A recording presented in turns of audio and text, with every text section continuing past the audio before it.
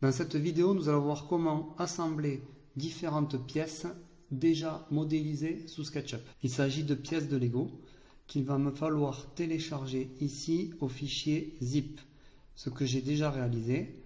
J'ouvre donc le fichier zip en question, je vais dans le dossier téléchargement. Pour travailler correctement, il me faudrait déplacer le fichier dans le dossier que j'ai réalisé, etc. L'objet de la vidéo n'est pas sur cela. Donc ici j'ai un fichier zip, clic droit, extraire tout, extraire, et j'obtiens donc un dossier cette fois-ci qui contient mes deux fichiers SketchUp.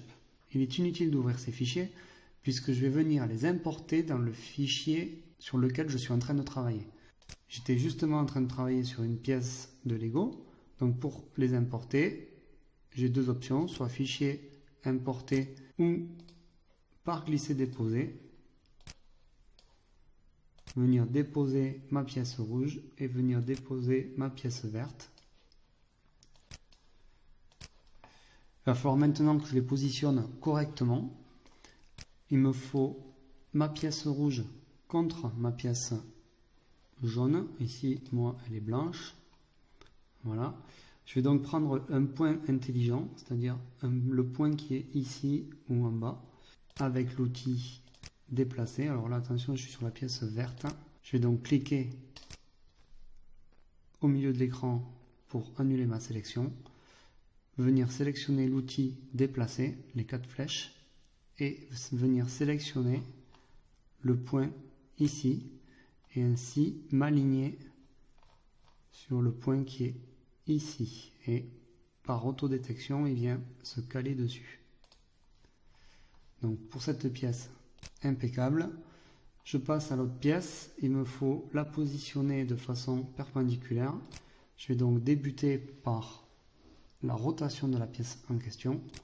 Je la sélectionne et je vais venir avec toujours l'outil déplacer. Il va me proposer 4 petits points rouges. À l'aide des petits points rouges, je vais pouvoir incliner ma pièce, lui donner une certaine rotation en degrés.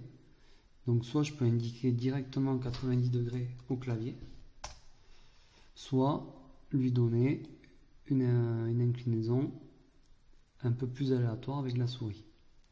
Bon, je vais réutiliser le clavier, 90 degrés. Voilà.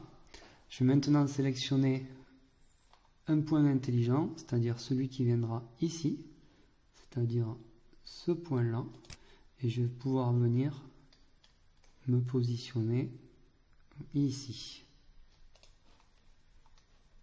Et mon assemblage est réalisé.